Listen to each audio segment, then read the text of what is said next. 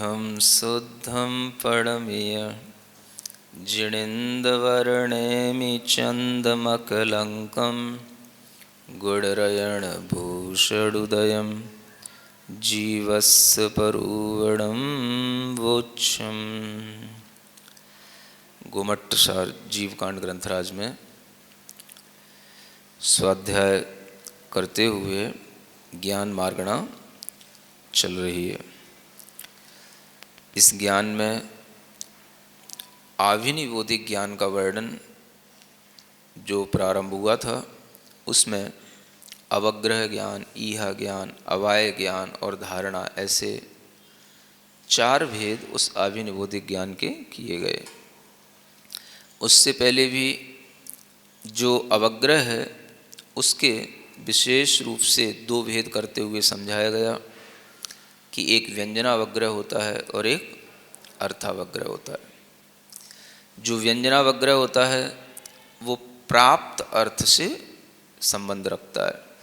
प्राप्त माने जो अर्थ हमारी इंद्री के पास में स्पष्ट हो जाता है, स्पष्ट होकर के हमारी इंद्री से छू करके जो अर्थ का हमें ज्ञान होता है वो प्राप्त के इस सेंस में यहाँ पर कहा गया है।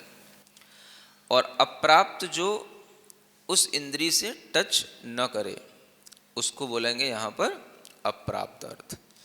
तो जो प्राप्त अर्थ का अवग्रह होगा वो कहलाएगा व्यंजनावग्रह, और जो अप्राप्त अर्थ का अवग्रह होगा वो कहलाएगा अर्थावग्रह। हमारे पास 5 इंद्रियां हैं, मन है। उनमें से केवल नेत्र इंद्री का और मन का, केवल इन 2 का ही ऐसा स्वरूप है कि ये किसी भी पदार्थ को छू करके उससे चिपक करके संबद्ध होकर के नहीं जानते हैं। सुन रहे हैं? समझ लें मन की फिलॉसफी। मन किसी भी पदार्थ से कभी भी छू करके किसी चीज को न जानता है न अनुभूत करता है। मन छू ही नहीं सकता किसी चीज को, और सबसे ज्यादा मन ही बेताब होता है हर चीज को छूने को, है ना, और वो कभी छू नहीं सकता है। तो ये इतनी बड़ी इसकी जो ये जिद है, ये फिलॉसफी समझने पर ही आती है कि ये स्वरूप ही है कि मन किसी चीज को छू नहीं सकता है, किसी भी चीज का ज्ञान वह उससे संबद्ध होकर के नहीं कर सकता, लेकिन वो मन हर किसी से संबद्ध होना चाहता है। इसी तरीके से नेत्र इंद्रिय का स्वरूप है। तो इसलिए ये जो दोनों हैं, नेत्र इंद्रिय और अनिंद्रिय मन जिसे हम कहते हैं, ये कभी भी प्राप्त अर्थ के लिए इनका उपयोग, ये प्राप्त अर्थ वाली नहीं है ना। तो जब इनका प्राप्त अर्थ नहीं होगा तो इनके साथ जो व्यंजनावग्रह नहीं होगा। इसलिए मना किया गया कि चक्षु और मन का व्यापार व्यंजनावग्रह में नहीं होता, माने चक्षु और मन से व्यंजनावग्रह नहीं होता। तो जो बाकी की बची 4 इंद्रियां हैं, स्पर्शन, रसना, घ्राण और श्रोत्र इंद्रिय, इन 4 इंद्रियों से अवग्रह भी होगा, और वो अवग्रह व्यंजनावग्रह भी होगा और अर्थावग्रह भी होगा, है ना। तो व्यंजनावग्रह कब होगा? अब जो हमारे लिए विषय उनसे मतलब संबद्ध भी हो गया, लेकिन संबद्ध होने के बाद भी जब तक वो प्रकट नहीं होता तब तक वो व्यंजनावग्रह है, और जब प्रकट हो जाए तो वो अर्थावग्रह कहलाएगा। इस तरह से इन इंद्रियों के अवग्रह के ये 2 भेद बन जाते हैं। और यहाँ पर उन्हीं का थोड़ा सा वर्णन करके ये 307 गाथा में बताया गया है कि 4 इंद्रियों से केवल जो है वो व्यंजनावग्रह होगा, बाकी के चक्षु और मन से व्यंजनावग्रह नहीं होता है। तो हम बैठे यहाँ, मन कहीं भी टिके, लेकिन मन से कोई भी चीज टिकती नहीं है ना। मन से कोई भी चीज डायरेक्ट उसके टच में नहीं आती, उससे डायरेक्ट कांटेक्ट में नहीं आती। बीच में जो है मन एक विचार है, विचार की तरंग वहाँ चली गई।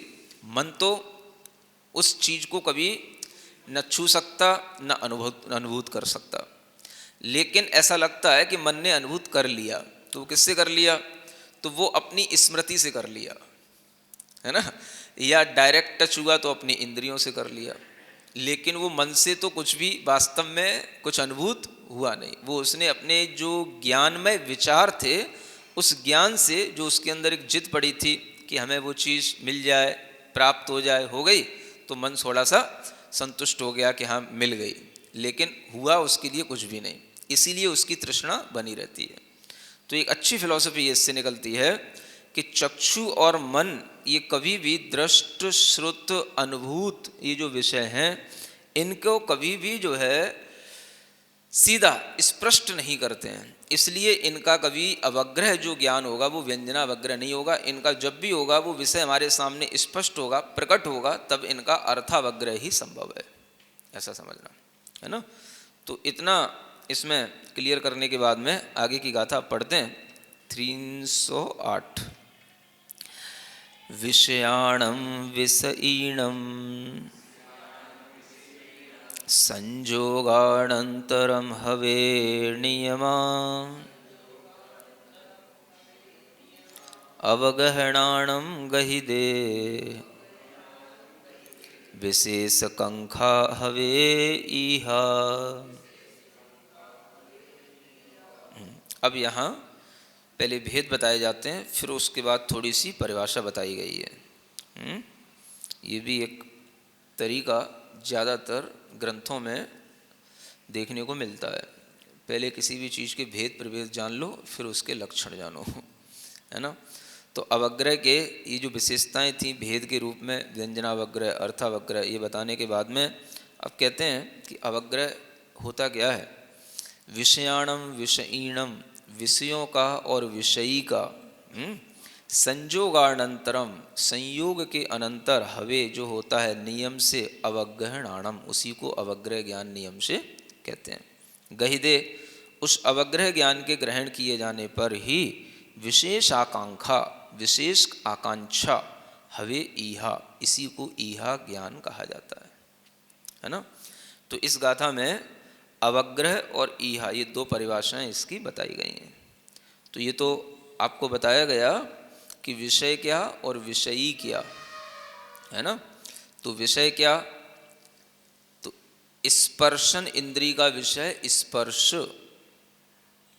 रसना इंद्री का विषय रस, घ्राण इंद्री का विषय गंध, नेत्र इंद्री का विषय रूप और कर्ण इंद्री का विषय शब्द। ये क्या हो गए, ये विषय हो गए, है ना। स्पर्श, रस, गंध, है ना, वर्ण या रूप और शब्द, ये विषय हो गए।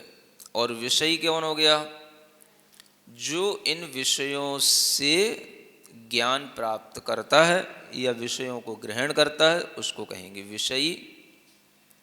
सुन रहे, तो संसार के सभी प्राणी ये विषयी हैं। सुन रहे, व्यसनी अलग चीज हो गई और विषयी अलग चीज हो गई, नहीं समझे। व्यसनी तो किसी एक विषय में ज़्यादा उलझ गया तो व्यसनी हो जाएगा, लेकिन विषयी तो सभी को रहना पड़ता है। जो जितना बड़ा ज्ञानी होगा उसके ज्ञान का विषय और बढ़ भी सकता है, तो बड़ा विषयी भी हो सकता है वो। तो विषयी हो गया इंद्रिय और उन इंद्रियों का ज्ञान, है ना। तो इंद्रियां हो गई विषयी, जो अपनी 5 सेंसेज हैं, या जो अपना मन है उस अनिंद्रिय को भी हम विषयी मानेंगे। और विषय हो गए इन 5 इंद्रिय और मन के जो ऑब्जेक्ट्स हैं, ये उसके हो गए विषय। तो इन विषयी और विषय का जब संयोग होता है ना, एक इनका जो अपना जिस भी तरीके का कांटेक्ट हो, वह जैसे ही कांटेक्ट होगा अनंतरम उसके ही तुरंत बाद उसी कांटेक्ट के साथ में ही सबसे पहला जो ज्ञान उत्पन्न होगा उसका नाम होगा अवग्रह ज्ञान, है ना। आप ये भी ध्यान रखें कि ये भी एक सिद्धांत है कि जब भी हमें किसी भी पदार्थ का ज्ञान होता है तो उस ज्ञान से पहले दर्शन भी होता है। क्या होता है, सुन रहे। तो ज्ञान से पहले सामान्य का जो अवलोकन होता है, उस महासत्ता का केवल एक सामान्य रूप से हमें प्रतिभास होता है, उसको कहते हैं दर्शन। तो ज्ञान से पहले दर्शन हो जाएगा। चूंकि यहाँ पर ज्ञान की बात है, इसलिए ज्ञान की शुरुआत करने के लिए यहाँ पर सबसे पहले अवग्रह ज्ञान की बात कही गई है। लेकिन ये ध्यान रखें कि जैसे ही विषय और विषयी का सन्निपात या संबंध होगा तो सबसे पहले तो होगा दर्शन और फिर नंबर आएगा ज्ञान का, और ज्ञान में सबसे पहले नंबर आएगा अवग्रह ज्ञान का, है ना। ये प्रत्येक इंद्रिय के साथ में, तो इंद्रिय के साथ में इस तरह से संबंध होने पर जो अवग्रह हो गया, अवग्रह में क्या हो गया, दर्शन में तो यह कुछ है, एक सामान्य प्रतिभास होगा, लेकिन अवग्रह में कुछ डेफिनेट हो गया, यह पुरुष है। लेकिन उस पुरुष के विषय में जानकारी अभी पर्याप्त नहीं हुई कि ये कौन सा है, कहाँ का है, कैसा है, लेकिन इतना हो गया कि ये आदमी है, पुरुष है। ये नहीं है कि अभी उसमें कुछ उसको उसमें संशय हो, तो जिस विषय में उसके लिए निर्णीत हो गया वह उसका सबसे पहला ज्ञान हो गया। ये भी अभी उसका हल्का ज्ञान है, अवग्रह ज्ञान। अब इस ज्ञान में वह अपने अंदर एक आकांक्षा पैदा करता है, आकांक्षा माने इच्छा, अभिलाषा पैदा करता है। ये कौन है, ये यहीं दिल्ली का है कि यूपी का है, या इधर नॉर्थ इंडिया का है कि उधर साउथ इंडिया का है, क्या समझे। तो ये जो एक उस पुरुष को देख कर के ईहा पैदा हुई, इसका नाम क्या कह लेते हैं, ईहा, ईहा ज्ञान, है ना। एक जो उसके बारे में और विशेष जानने की इच्छा, विशेष आकांक्षा ईहा कहा गया ना। तो विशेष जानने की इच्छा, तो ये तो हमने सामान्य से जाना, अवग्रह में हमने जो जाना वो सामान्य से जाना कि यह एक कोई व्यक्ति है। लेकिन ईहा में ये जानने में आया, ये इच्छा पैदा करने में आया कि ये या तो यहाँ का हो सकता है या वहाँ का हो सकता है ना, इस कॉलोनी का हो सकता है या उस सेक्टर का हो सकता है, समझे। या ये जैन हो सकता है, नॉन जैन हो सकता है, या ये शाकाहारी हो सकता है कि मांसाहारी हो सकता है, कुछ भी, जैसा भी हम उसके बारे में विशेष जानना चाहेंगे, है ना। तो अभी हम जो जानने की इच्छा कर रहे हैं, ये इच्छा ज्ञान ही अपने आप में ईहा ज्ञान कहलाता है।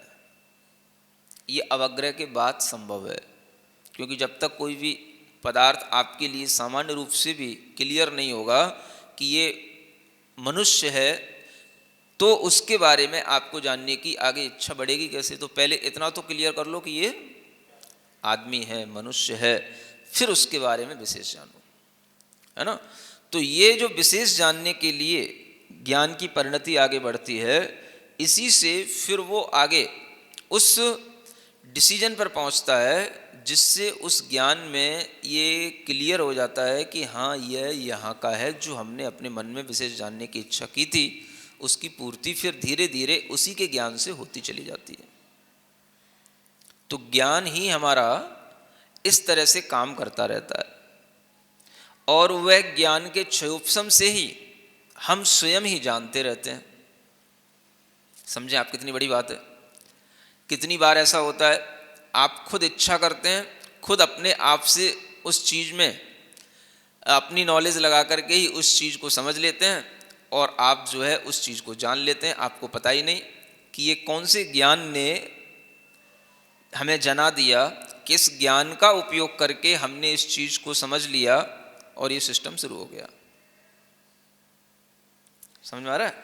बच्चा भी शुरू हो जाता है, उसके हाथ में मोबाइल दे दो, उसको कुछ ना भी सिखाओ तो भी कहीं से कहीं ना कुछ ऐंठ आँट करके कुछ ना कुछ कर करा करके वो शुरू कर लेता है वो। तो वह जो उसके अंदर जो ईहा पैदा हुई कि ये कहाँ से शुरू होता है, समझ आ रहा है, ये ओपन कैसे होगा, तो उसे जो है एक बार ईहा पैदा हुई तो वह फिर उसका समाधान अपने आप अपने ज्ञान से भी निकाल सकता है ना। किसी से पूछ के भी निकाल सकता है और बिना पूछे भी निकाल सकता है, ये उसके अपने ज्ञान के ऊपर है। तो बहुत कुछ ऐसा जो हम अपनी पांचों इंद्रियों के साथ इस ज्ञान का उपयोग करते रहते हैं। अब आप हर इंद्री के साथ इसको सोचें, स्पर्शन इंद्री के साथ भी यही ज्ञान काम करता है, रसना इंद्री के साथ भी यही ज्ञान काम करता है, समझ आ रहा है? और घ्राण, चक्षु, श्रोत्र सभी के साथ में सबसे पहले हमें अवग्रह होगा, हाँ ये कुछ है, फिर हम उस ज्ञान में आगे बढ़ेंगे कि इसमें ये क्या है, ये कहाँ से है, कैसा है। इसमें जो हम विशेष जानने की इच्छा करेंगे वह हमारा ये ईहा ज्ञान है। और ये भी ध्यान में रखना कि ये जो हमारा मतिक ज्ञान है, उस मतिक ज्ञान के ये बहुत से भेद हैं और हर भेद अपने अपने कर्म के क्षयोपशम से मिलता है। यानी अवग्रह मति ज्ञानावरण कर्म का क्षयोपशम अलग काम करता है, तो ईहा मति ज्ञानावरण कर्म का क्षयोपशम अलग काम करेगा। अब अगर ईहा मति ज्ञानावरण कर्म का क्षयोपशम होगा तो ईहा पैदा होगी, नहीं तो क्या, बस अवग्रह होकर के ही शांत हो सकता है, मतलब ही नहीं, कुछ ज्यादा हुआ ही नहीं, क्या हुआ। तो ये ईहा मति ज्ञानावरण भी एक ज्ञान की अलग क्वालिटी है, ये जान के चलो। सब एक साथ काम कर जाते हैं तो इसका मतलब ये नहीं कि सब एक हो गए, हम सबको ओवरलैप कर देते हैं, ये सब अलग अलग हैं। अवग्रह अलग है, ईहा अलग है। तो जब ईहा मतिक ज्ञान का क्षयोपशम होगा तो उस विषय के लिए विशेष जानने की इच्छा पैदा होगी। ये ईहा होने पर ही, ईहा मतिक ज्ञान का क्षयोपशम होने पर ही होता है। तो ये सब अलग अलग तरीके के क्षयोपशम अलग अलग इंद्रियों के साथ में मिलकर के समझो कितना बड़ा काम करते रहते हैं, हमें कुछ पता ही नहीं। जैसे एक चीज बिल्कुल सेंट्रलाइज होती है, ऐसे ये क्षयोपशम बिल्कुल सेंट्रलाइज है। अब ये डिस्ट्रीब्यूट होता है पांचों इंद्रियों में, मन में, समझ आ रहा है? और ये सबके साथ एक साथ सब काम करता रहता है ना। आपने तो मुंह में रख लिया रसगुल्ला, लेकिन कितनी इंद्रियां, कितना मन सब काम कर रहा है, कौन कौन सी ज्ञान काम कर रहा है, वो आपको कुछ पता नहीं है। आप तो बस गपक के खा गए नहीं समझ में पहले आपको अवग्रह हुआ, रसना इंद्री संबंधी, फिर आपको ईहा हुई, फिर आपने उसका टेस्ट भी लिया, ये भी पक्का हो गया कि हाँ ये मीठा था, नमक नहीं डला था मीठे की जगह समझ आ रहा है? ये सब आपने निर्णय करके उसका रसास्वादन लिया, स्पर्श भी का भी लिया, हाँ बड़ा सॉफ्टी था, हाँ नहीं पता पड़े वो बिल्कुल ही हाँ कड़ा सा बना के रख दिया तो वो भी नहीं था, उसका भी आपने आनंद लिया, उसके टेस्ट का भी आनंद लिया, उसकी जो स्मेल आ रही थी उसका भी आपने आनंद लिया, हर चीज़ का आपने ज्ञान कर लिया, कलर का भी ज्ञान किया, समझ आ रहा है? और ये सब आपके लिए हो गया और ऐसे आपको पता ही नहीं पड़ा, बस आप तो गप्पे से गोलगप्पे की तरह खा गए बस आप। तो ये ज्ञान भी लगाया करो हर जगह पर, जब आप खाते हो तो मुंह बंद करके भी इस ज्ञान का उपयोग किया जा सकता है कि देखो ये ईहा ज्ञान चल रहा है, ये अवग्रह ज्ञान चल रहा है, ये रसना इंद्री संबंधी अवग्रह हो रहा है, ईहा हो रही है, ये घ्राण इंद्री संबंधी ईहा हो रही है। ऐसे इन ज्ञानों के क्षयोपशम अलग अलग जब आप जानोगे तो आपके लिए उस विषय का सही ज्ञान होगा, है ना। और उस विषय में जो तृष्णा है वो नहीं रहेगी, ज्ञान सही होगा, है ना। तो ज्ञानी को तो ज्ञान में ही उलझना होता है ना खाने में कहाँ उलझना होता है ज्ञानी को मजे ले रहे हो। तो ज्ञानी को तो किस में उलझना है, फिर ज्ञानी कैसे कहलाओगे, है? तो हमेशा ज्ञान में ही रहो, ज्ञान का स्वाद लो, विषयों का क्या स्वाद लेना है ना।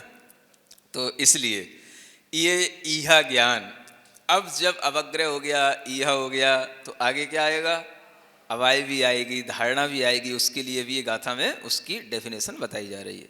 गाथा 309, ईहण करणेन जदा शुनिन्यो हो दिशो अवाओदु कालांतरे विठ्ठिदे।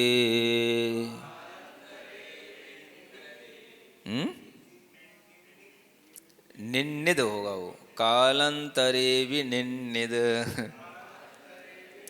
वत्थु समरणस्य कारणं तुरीयम्। अब कहते हैं ईहण करणेण, इच्छा करने के साथ, जब जदा माने जब, सुनिन्यो होदी, जब आपका अच्छे ढंग से निर्णय हो जाए, सु माने अच्छे ढंग से, निर्णय माने निर्णय हो जाए अब आपको, तो सो अवाउदु, उस ज्ञान का नाम कहा जाएगा अवाय ज्ञान। उसको क्या बोलेंगे? अवाय ज्ञान। कालांतरे भी, और कालांतर में निर्णित जो वस्तु है, निर्णित जो वस्तु हो गई है, उसका सुमरणस्य, जो आप स्मरण करेंगे तो उसके लिए जो कारण में बना रहे, उसके लिए कारण बना रहे, तो वह तुरीयम माने चौथा, ये धारणा नाम का ज्ञान कहलाता है ना। तो अवाय क्या हुआ?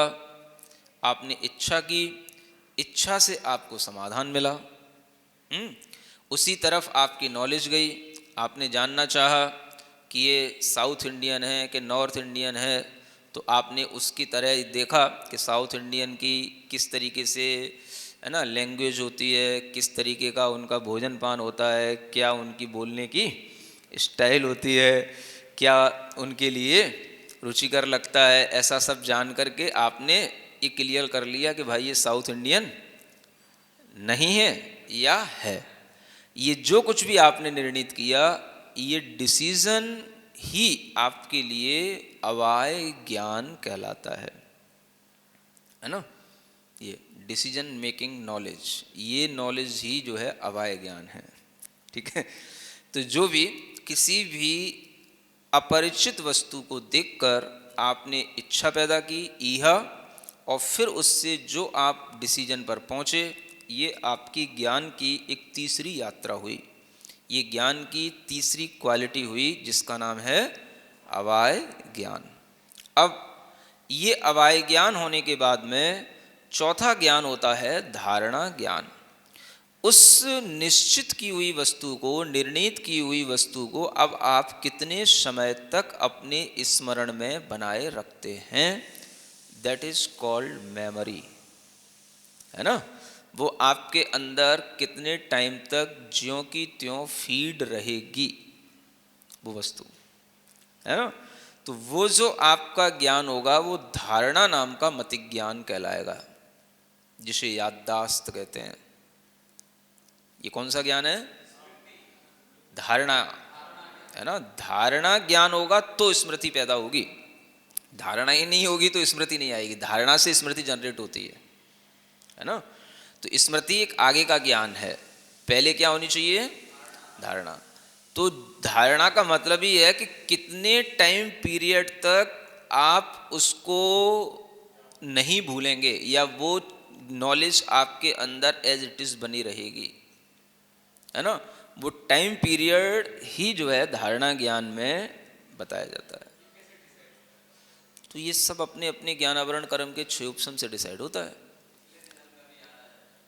तो ये सब अपने अपने ज्ञानावरण कर्म के क्षय उपशम से है। पिछले जन्म का याद आना, ये भी जाति स्मरण कहलाता है ना। तो जाति माने होता है जन्म, पिछले जन्म का स्मरण, इसको नाम बोलते हैं जाति स्मरण।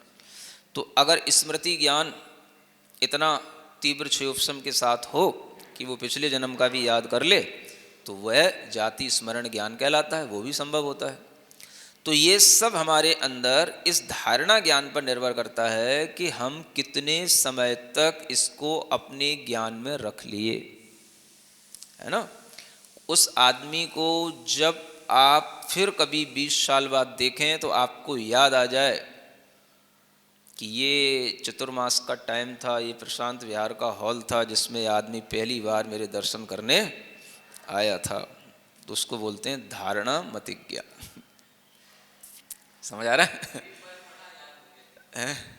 कुछ भी, हाँ, एक बार पढ़ने के बाद याद हो जाना, एक बार देखने के बाद स्मृति में बना रहना, और लंबे टाइम तक उस चीज़ को जिसे आप अपने ध्यान में रखे हुए हो, वो तभी संभव है जब आपके अंदर धारणा मतिक ज्ञान का एक क्षयोपशम है, तो, है ना। तो ये क्षयोपशम होने पर ये इसीलिए लिखा ना स्मरणस्य कारणम, ये स्मरण का कारण है। चौथा जो धारणा ज्ञान है ये किसका कारण है? स्मरण। आगे जो आपको कभी स्मरण आएगा तो वो तभी आएगा जब धारणा आपके अंदर होगी। हो सकता नहीं, होता है। चारों ज्ञान का क्षयोपशम अलग अलग तो होता ही है, अलग अलग क्वालिटी का भी हो सकता है कि किसी का क्षयोपशम ज़्यादा है, किसी का कोई से ज्ञान का क्षयोपशम कम है, ये भी संभव है ना। ईहा ज्ञान का क्षयोपशम तीव्र हो सकता है, अवाय का तीव्र हो सकता है, धारणा का कम हो सकता है, या धारणा का भी तीव्र हो सकता है, अवाय का कम हो सकता है, ईहा का तीव्र हो सकता है, कुछ भी हो सकता है ना। ये सब हमें बहुत बारीकी से समझने पर ही महसूस हो सकेगा, इसकी जानकारी मिल सकेगी। या कभी आपको कोई इन्वेस्टिगेशन करना हो तो आप ऐसे लोगों की, है ना, ग्रुप में कभी रिसर्च करें तो ये रिसर्च भी संभव है। समझ में आ रहा है ना? हाँ, जैसे लोग करते हैं ना, 40-40 लोगों की अलग अलग ग्रुप बना करके एक रिसर्च की जाए कि किस में ईहा ज्ञान तेज है, किस में अवाय ज्ञान तेज है, किस में धारणा ज्ञान तेज है, किसमें ईहा ज्ञान की कमी है, किसमें अवाय ज्ञान तेज है, किसमें धारणा ज्ञान की कमी है। ये आप उस रिसर्च के माध्यम से भी अलग अलग लोगों का जैसे भी बने टेस्ट लेकर के कर सकते हैं, है ना। ये भी एक पीएचडी का विषय बन सकता है ना। तो ऐसे विषयों पर ये नॉलेज है। आदमी को हम जैसे बोलते हैं टैलेंटेड, व्हाट इज टैलेंट, है ना। आईक्यू लेवल आप चेक करते हैं, टैलेंट स्किल्स उसकी चेक करते हैं। तो ये सब जो हम एक नॉलेज की चेकिंग कर रहे होते हैं, तो वह नॉलेज कहाँ से आती है? तो वो हमारे अपने कर्म के क्षयोपशम से होती है, और उस कर्म का क्षयोपशम को हमें वस्तुतः चेक करना चाहिए, किसका कितना तीव्र है और किसका कितना मंद है। ठीक है ना। तो इस तरह से ये 4 प्रकार के ज्ञान का एक सामान्य से स्वरूप बताया गया है, डिटेल का कोई अंत नहीं है। इस तरह से आज के लिए इतना ही पर्याप्त। जग कल्याणी जग जन मदतम मोह हरि, जनमण हरि गढ़हर हरि, जम जरा भव रोग हरि, तिथिय राणम दिव्य जोणिम जो पड़ई सुणई मई धारई, राणम सौख मणंतम दरिय, सासद मुख पदम पावई, सासद मुख पदम पावई। ओ